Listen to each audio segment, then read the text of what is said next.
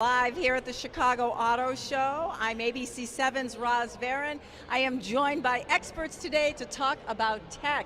We have Tiffany Florzak from Ford, and we have Joe Weisenfelder from Cars.com. And technology, especially when we get into EVs, is a big trend at this year's auto show. So I'm going to start with Tiffany because Ford is really leading the way with a lot of EVs. So why don't you tell us what Ford has on tap? Yeah, absolutely. We are fully committed to EV, and we have just announced that we're committing $30 million over the next 5 years to EV and everything that it has to offer. So to start with that, we're electrifying some of our most popular models. So that's F-150 and Mustang. We already know that our customer base loves F-150 and Mustang, so we're so proud with what we've come to the table with the F-150 Lightning and also the Mustang Mach-E. So that's kind of a little tidbit, like how we're getting started with everything for that. You know, I had the opportunity to test drive the Mach-E, and it is surprisingly smooth and quiet, and I think a lot of people really don't understand. They still have this misconception about electric vehicles. Joe, what do you think? That's definitely true. I mean, I looked back at the first, it's interesting that we're talking about Ford. The first electric car that I drove, I think, while working for Cars.com in the late 1900s, as I like to call it, was a Ranger EV with lead-acid batteries and 50 miles of range. And my impressions from that were the same as people who take an EV out today. Quick and quiet. And that's what EVs are like. But you really have to experience it to recognize that they are not what you would expect. Because you think efficient, you think slow. The opposite is true. An electric car can be both quick and efficient. Whereas most gas-powered cars, think about it, the bigger the engine, the less efficient it is. Electric cars, like hybrids, when you coast or brake, they recapture your inertia and put it back in the battery. So the more powerful your motor, then the more powerful it is as a generator too. So the more you can put out, the more you can put back. And I never would have thought about that until we started driving these things. And it's like, wow, you can get the performance and more efficiency too. So there's not as much of a sacrifice. Why do you think there's so much hesitancy upon people to make the jump into EVs? Tiffany? I mean, people have a lot of anxiety about what their purchase is. How far can it go? Will it die on me in the middle of a trip? But there's a lot of lack of knowledge in that department, and that's what we want to be here to do, to help educate customers and make sure they know what they're getting. There's obviously things like range anxiety. People don't understand that 300 miles, it's a long way. Some of our vehicles go anywhere between 200 and 300 miles per full charge. That's a long way. And for you or I, we're driving to and from work, school, grocery store, whatever, you can charge your vehicle overnight and not have to worry about anything like that. So there's still a lot of misconceptions about EV and a lot that we can teach our people. So if you're going to charge your car overnight, how much is that going to chew up on your electricity bill? Anybody? It will definitely it'll increase your electric bill, but it never costs as much as it does to drive an equivalent gas-powered vehicle. In my experience, it's usually half as much. And it really depends on where you live in the country, because everywhere you go, electric rates are different and gas rates are different. But on average, it's still cheaper, cost of ownership-wise, to own the electric car. Typically more upfront to buy it, which is one of the sticking points I think people run into. But ownership is almost always lower. What kind of a learning curve? What kind of a learning curve do people have to have? I mean, we talked about this yesterday. When you purchase a new car, there's technology. You have to know how everything works, know the dashboard, know the infotainment center. How much of a learning curve is there with EV? I'd say the learning curve is pretty small. Anybody can take home a hybrid, for example, and a hybrid, I mean, that's EV. That is half engine or half battery electric, half gas engine. You can go one step further and you can get a plug-in hybrid where you plug it in every night at home, and that gives you that little extra boost there as well. And all battery electric, I mean, it's as simple as really plugging it in at your house. there's not so much learning curve there. It's really also with the technology that's in our vehicles. They learn your driving behaviors. They check the weather, for example. How is it going to be? When do I need to charge my vehicle? How do I make it be more efficient? So the vehicle does a lot of that for you, which takes a lot of the guesswork out of it. How does it do that? Elaborate on that for me. So we do have some technology in our vehicles. Some of the things that we have, for example, is Sync 4 and Sync 4A. It's a big infotainment system in the vehicle. It's about 15.5 inches. And within that system, we have a connected modem that actually helps the vehicle communicate through Bluetooth and through data with your phones, so that you can actually, remote program your vehicle, do things like that all through the modem in the vehicle with the customer as well. So really learns your driving behaviors and things like that all through when you set it up at initial setup. Big brother. I wouldn't go that far, but it does really help with everything that you're doing on a day-to-day basis. It makes it easier to use. Yeah. I jest, because anybody who's got a smartphone, big brother, it's, yeah. I would add that there's very little difference. Also depends on the car you buy, because some of them are designed to be so much like conventional cars that there's no learning curve, and others are a little bit more futuristic and they're trying to play off of the tech. The driving part, practically no learning curve. 2 pedals, steering wheel, whatever. But there is more about the ownership and the initial startup that is the learning curve that people aren't really hip to yet. And one of them is when it gets really cold out, you can lose range. I mean, you can lose at 20 degrees outside 40% of your range versus 70 degrees of outside temperature. Which makes sense, because it's the same thing with any kind of battery. And that's across the board. And you learn that the way you protect yourself against that is you precondition your cabin. You preheat it, when it's still plugged into the grid, using grid power, so you're not immediately eating up your battery that you use for range to heat yourself when you get in. So that's part of the learning curve. And the other is just getting set up. We've talked about this, you and I. Like, charging at home is really the only satisfying way to own an EV. And it can be relatively simple, and it can be pretty complex. You have to get an electrician. You have to find out, how much it's going to cost to add the hardware. Ford is actually one of the more progressive companies that gives you a mobile charging unit, a level 2 it's called, 240 volt charging unit, along with the vehicle, which is a good way to start, because you still have to foot the bill for the installation, which could be several hundred, several thousand. It all depends on where you live, and all presuming you own your property. If you're renting, that's another can of worms. Yeah, you just can't go home and plug it into the wall socket.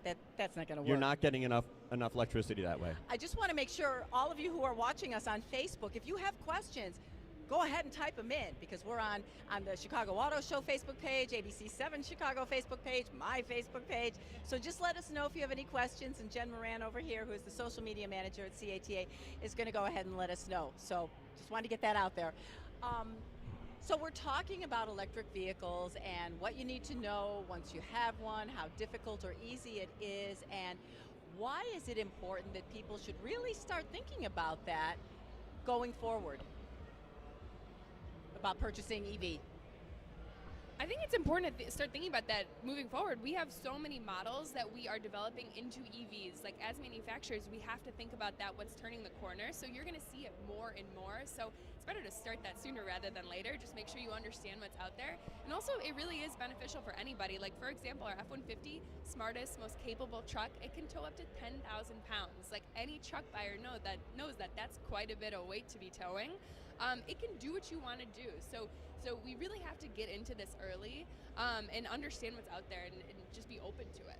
You talk about the F-150. I wanted to mention this story that, Joe, I think you were the one who told me this, with the Lightning, the electric pickup truck that Ford has, how people can use that as a backup generator. You want to tell everybody about that?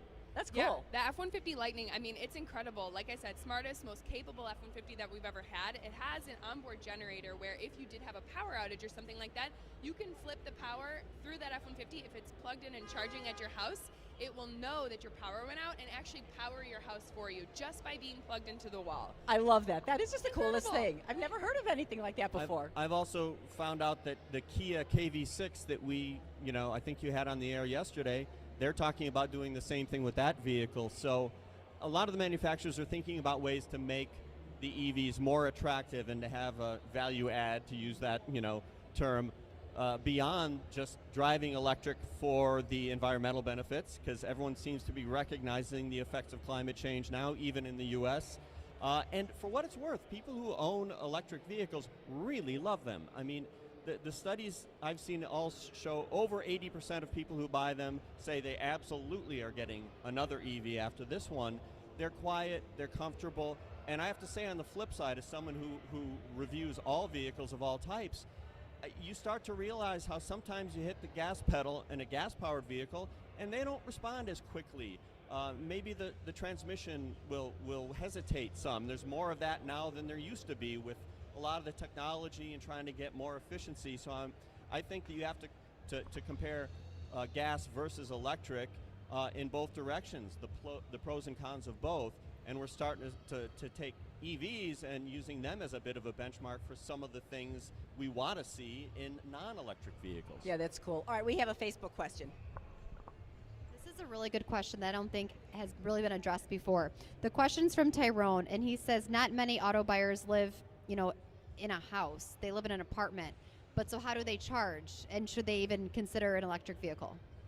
It's a great question, because you said that's a whole nother story, so tell the story. That is a real hard one, and at this point, certainly in American history, I would certainly hesitate. We've discussed even some of the challenges of having a homeowners association or a condo board and having to deal with permitting and stuff like that. I mean, this initial step, even if it's worthwhile afterward, it's foreign to people. You buy a gas-powered car, you don't think about ever going to a gas station. You just go and you fill it. So if you live in an apartment or you have street parking, it's probably not for you unless you have some flexibility. And I think we as a culture and as a society and our municipalities and all have to be working on making it more feasible. People who think, oh, I'll just charge in public, understand that's part of the learning curve. Even fast charging, public DC fast charging, is not really fast. We're talking more like hours or a half hour to get a decent amount of power. You can't, again, it's not, if you're an evangelist, if you're super pro EV, sure, go ahead, but don't think that this is going to be anything like going to a gas station, filling a tank for 3 to 5 minutes and being on your way for 300 or 500 miles. It's not like that. But if you do live in an apartment complex or a townhome, and let's say you've got a garage, is there something that you can talk to the association and see how that works?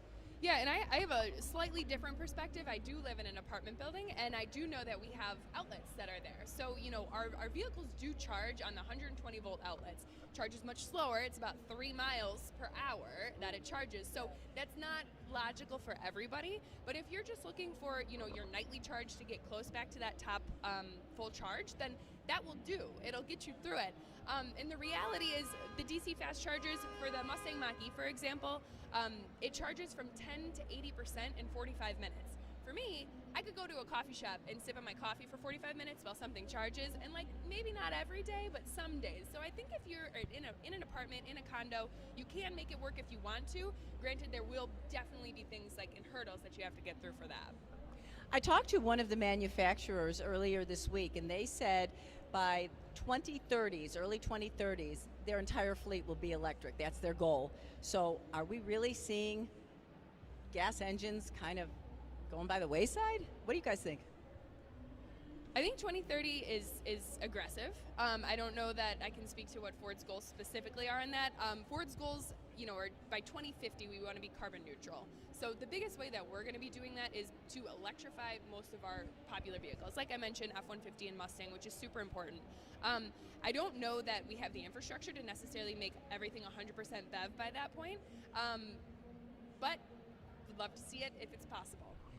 Yeah, I would say the same. I like seeing the aggressive goals because you don't get to B by saying we're going to B. You get to from A to B by saying we're going to C, and then maybe you hope to get to B.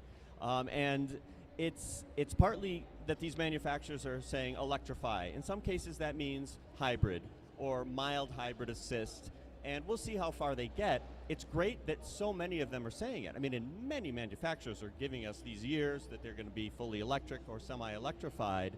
And bear in mind that even if we could just replace everything on the road today with electrics, that wouldn't be environmentally responsible either.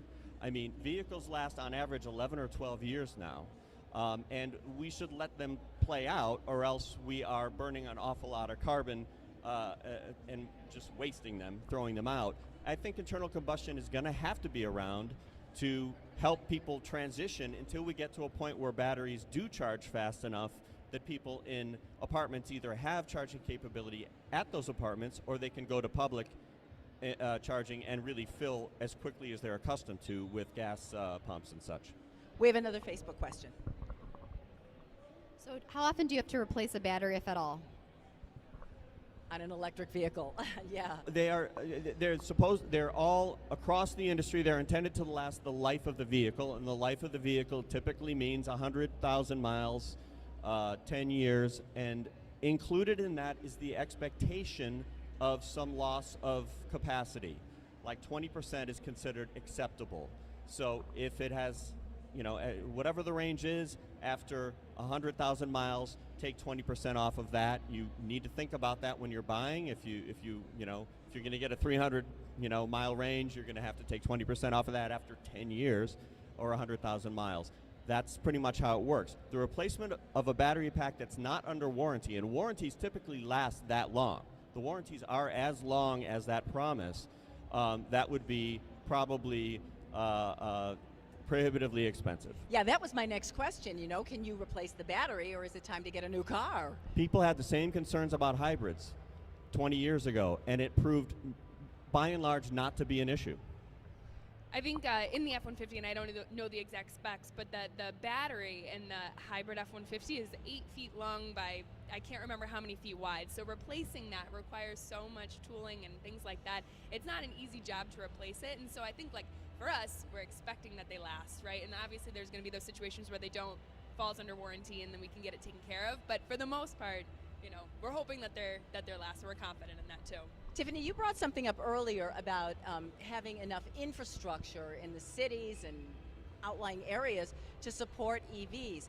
How difficult do you think it's going to be to retrofit a city? I mean, I see more and more charging stations, but I don't think there's enough to make it, everywhere. Yeah, absolutely. So that's a good question too. And so if you're a Ford buyer, you're a part of the Ford family, the Ford owner gets access to Ford Pass Rewards and Ford Pass app, which allows you access to a whole network of chargers across the country. So there's 16,000 charge ports that are available to you, something like 63,000 plugs available. So I think it's not a matter so much of retrofitting the city. We're definitely seeing it pop up more and more, and we're counting plugs. We're counting plugs to make sure that we can handle all the people that are coming towards it. So it's happening slowly for sure, but not too slowly. But what is the cost to use one of these charging stations? So with the Ford, as a Ford buyer, you get free access to many of our charging stations with the Ford Pass app, which is great, and that's with the initial cost of the vehicle. It's included in the purchase of your vehicle. So some of the DC fast chargers, they do cost extra, but the standard charge ports, that is included. So Joe, we haven't talked about charging in a year or two, and I know the technology has improved. How fast can you charge a vehicle these days, one of these EVs? Well, the best way to charge, as I said, is at home, and how fast you can charge at home depends on several different things, starting with the acceptance rate of the car itself, or truck in this case. So there's the car, there's the equipment you buy that people typically call the charger, the thing on the wall. There's the current that you can supply to that, the fuse in your service panel. All that has to be figured out. And there's something called level 2, that's 240 volts. That makes it sound like it's one thing, but the reality is the current level can vary from 16 to, in normal cases, I think 48 amps or something like that. And the difference can be adding, 20 miles of range an hour to a car to, twice that or more. So it's really more than just one thing. And that's why we're working at Cars.com on pretty detailed buying guides and trying to wade through this stuff because people don't understand it. And Ford actually has an interesting solution for the truck, because bigger truck, bigger battery needs more current, especially the extended range battery. They have an 80 amp system that they also are giving with the vehicle if you're willing to foot the bill for the installation and getting that many extra amps and giving them all to the truck as opposed to your house. But there's a lot to it. We're talking about 20, 30 miles of range per hour at home is plenty. I'm going to say something controversial here. If you're charging at home, really, range isn't as important as you think it is. 300 miles of range is kind of the entry now for newly introduced vehicles. But if you're driving every day and charging at night, 300 miles is too much. You might be paying for capacity you don't need. And we know this because Cars.com owned a Leaf 10 years ago. It had 72 miles of range at best. That was before winter came, and we were fine. You learn by owning these things that you really don't need that much when you charge every night. People think about filling their tank once a week or once every 2 weeks. That's not how this works. Now, if you're going on a long trip, that's a different story. That's where you want more range and you don't want to stop and wait at a DC fast charger. I also think public charging mainly exists to make people comfortable enough to buy an EV in the first place. But once they own it, do they use the public charging? No. I mean, they don't. Unless once in a while, maybe it's winter, they run low on charge, they think they might not get home, it's good to know it's there. But again, to own an EV in a satisfying way, in a comfortable way, you're charging at home. I have two more things I want to ask you guys. First off, we've got all these test drives here at the auto show. How important is it when folks come here to try an electric vehicle? Because there's plenty of manufacturers who are offering that option to try them. Yeah, I think it's so important to really understand what you're driving. We have two experiences for you guys today. So one is Built to Electrify, where you can experience and also learn about EVs. So different than what you're hearing about today, a little bit of an augmented reality experience. So you'll learn about EV in there, see the F-150 Lightning, and then you can go with a professional driver where they really do a speed test in the Mach-E with you. Really, really cool experience. But on the flip side of that, we also have a ride and drive experience downstairs. You can drive the Mustang Mach-E, or you could also drive an Escape Hybrid. So both really cool EV options. I personally drive an Escape Hybrid. I just think it's a great vehicle to drive, but I think you really understand like the instant torque that you get in the Mach-E when you actually can step on the gas, right? I know, right? Yeah, it really surprised me when I saw that. Yeah. Agree, you have to experience it to appreciate it and then know what you're going to get before you're faced with this information about setting up charging at home, which can seem a little bit onerous. I have a friend who's a doctor, we'll call him Dave. He's owned an Audi and a BMW, and he likes to go fast, and then he got himself a Tesla, and he loves it because it's quicker and it's quiet. So he can drive around very quickly, inconspicuously. All of the gas-powered quick cars are noisy. Right. So he likes being kind of inconspicuous while he's zipping around, and he will never go back. So you got to experience it to really understand what we're talking about. When we were talking about retrofitting your garage or whatever, and you're talking about all these, my head was spinning. And it's just really hard to keep track of the product. That's because I've been up since 1:30 this morning, but that's another story. So for people who are interested in learning this, and it's very technical, where do you suggest they go to just get the Reader's Digest version to understand what they need to do?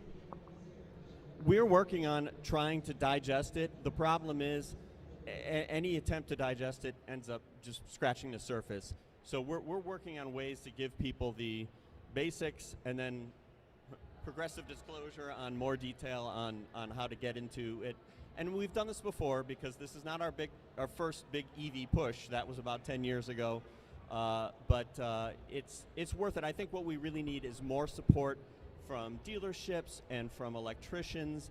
And there are really only a few local contractors that are really established in this, that just know right off the top of their heads how to do it, what your particular village is about and all that, and permitting. We need more of that. I wanted to get one more Facebook question. Jen, if you want to go ahead and ask. So one last question. Is Chicago's infrastructure set up for this? It depends on what you mean by infrastructure. For charging. Well, Chicago has kind of come and gone. In the early days, 10 years ago, we had charging just pop up in the parking structure across from our office when we bought our electric cars, and we didn't even ask for it. And in the course of a few years, we saw them go from being free to wanting money to being broken, and then they vanished entirely. So, I mean, you got to be careful. That's why we say, if you're charging at home, you know what you're getting. You're not relying on some external factors. But if you're talking about the grid, those concerns have been around forever. I interviewed a guy 10 years ago, and he said, you know, the same concerns happened when air conditioning came along, you know, Wow. close to 100 years ago. And you know what? They change out some transformers, they beef up the system, they're happy to sell you more electricity. We can figure it out. Chicago is not the best city, certainly, for supporting electric cars. That's mostly in warmer areas of the country, which is where these vehicles do better because of the range issues, et cetera. But I wouldn't be too concerned about the grid, and really the charging aspect. If infrastructure is charging, the faster you want to charge in public, the more the investment, the harder it is to do. DC fast charging is a big investment, and that's why you're not going to do it at home. But if it's a store that wants to put in high level 2, high 240 volt charging, it's not difficult stuff. It's just you run some conduit out to the parking lot and put up one of those little posts, and maybe people will come shop for an hour. If you build it, they will come. Did you have something you wanted to add? Because we're almost out of time. Yeah, I was just gonna say. I mean, there's so much information out there. You can go on Ford.com, learn more about Mustang Mach-E. You can also go to your local dealerships. They're in the loop on everything going on like that. So if you have questions about what you need to buy an EV for the first time, you've got a lot of resources. You can start at Ford.com. You can go to your local dealership, and then they can definitely help you. So it's there. Perfect. Thank you, Tiffany. Thank you, Joe. Again, I really want to stress, if you come to the auto show, do the test drives. It's free, it's fun, and you can compare vehicles, and you'll learn a lot of stuff. Thank you for joining us on Facebook Live. We will be continuing to do these through the run of the show. I'll be back on Monday. Have a great rest of your day, and have a great weekend. Thanks, everybody. Thanks.